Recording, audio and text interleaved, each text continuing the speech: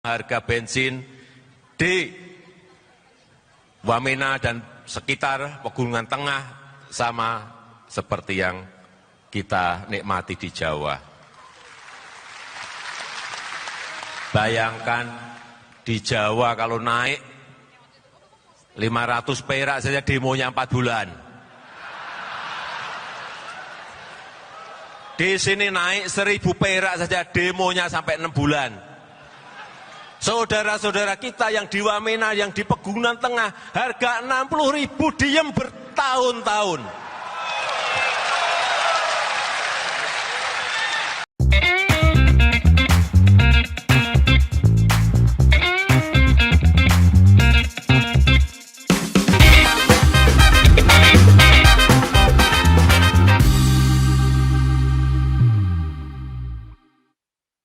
Sejak nama Jokowi muncul dalam peta kepemimpinan di Indonesia, saya sudah punya harapan besar bahwa dia akan mengubah banyak hal di Indonesia.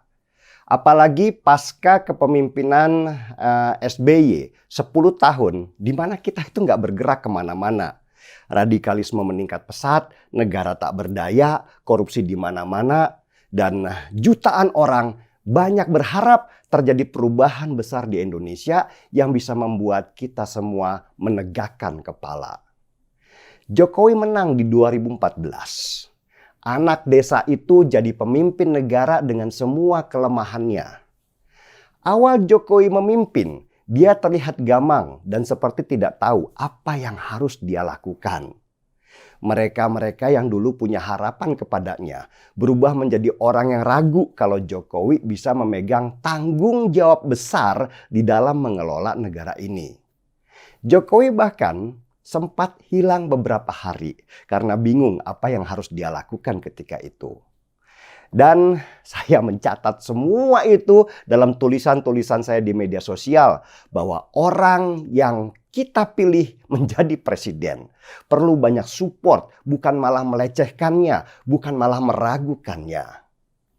Awal-awal Jokowi memimpin Indonesia, saya seperti melawan arus besar keraguan terhadap Jokowi yang datang dari para pemilihnya yang terpengaruh oleh propaganda lawan politik Jokowi. Dan sesudah melewati fase gamang, Jokowi kemudian bisa beradaptasi dengan situasi. Dia malah lebih galak sesudah jadi presiden daripada ketika jadi gubernur DKI. Siapa saja yang tidak dihajar Jokowi sejak pertama dia menjabat? Coba hitung. Mafia migas, mafia pangan, mafia batubara, mafia tanah. Dan Jokowi juga membangun infrastruktur besar-besaran, mulai jalan, bendungan, bandara, untuk memperlihatkan kepada dunia kalau Indonesia bangkit dan menjadi ancaman. Freeport dia ambil, Petral dia bubarin, dan banyak perusahaan negeri ini yang dulu dikuasai segerombolan elit dia akuisisi. Bahkan sekarang Jokowi berantem dengan Eropa terkait kebijakan dia yang melarang ekspor bahan mentah nikel.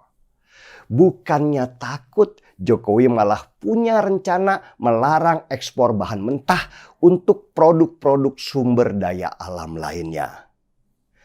Apa yang dilakukan oleh Jokowi dalam waktu kurang dari 10 tahun, mulai dari orang yang tidak tahu apa-apa sampai jadi punya pengaruh yang luar biasa, itu sulit untuk disamai oleh banyak pemimpin negeri ini.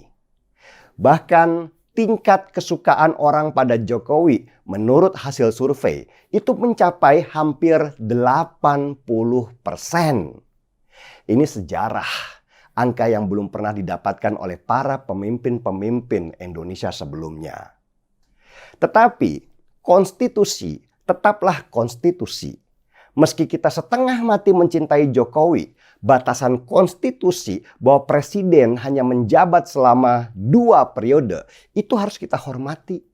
Yang sekarang kita pikirkan adalah siapa yang bisa meneruskan warisan dari Jokowi. Ada 3 nama calon presiden dari sekian banyak nama di hasil survei tertinggi. Ada Anies Baswedan, ada Prabowo Subianto, dan ada Ganjar Pranowo. Kalau ditanya ke saya, Siapa yang bisa meneruskan warisan Jokowi supaya kelak tahun 2045 Indonesia bisa jadi negara maju seperti ramalan Bank Dunia? Sejak awal saya sudah melihat potensi Ganjar Pranowo. Latar belakang Ganjar yang dari bukan siapa-siapa, bukan dari keluarga kaya, dan idealismenya itu nyata, adalah sebuah petunjuk buat saya untuk mencari penerus Jokowi. Bahwa Ganjar dianggap belum selevel Jokowi, yaitu wajar. Karena Jokowi dulu juga bukan siapa-siapa sampai dia diberi kesempatan memegang kemudi negara. Tapi kalau kita beri kesempatan, saya yakin Ganjar pasti bisa. Memang beda standarnya. Dulu Jokowi dibandingkan dengan SBY. Ya jelas jomplang. SBY nggak ngapa-ngapain, sedangkan Jokowi itu tipe pekerja. Sedangkan Ganjar sekarang dibandingkan dengan Jokowi, tentu standarnya sudah tinggi sekali. Negara kita ini nggak bisa diperbaiki hanya dalam waktu 10 tahun saja. Kita harus melewati puluhan tahun supaya bisa jadi negara maju. Karena itu butuh pemegang tongkat estafet yang benar supaya semua program yang dibangun di era Jokowi bisa diteruskan dengan benar. Dan bagi saya, Ganjar Pranowo lah yang paling tepat memegang tongkat estafet selanjutnya. Catat ya, kita bukan mencari pengganti Jokowi. Kita mencari siapa penerus kebijakan Jokowi. Seruput dulu kopinya.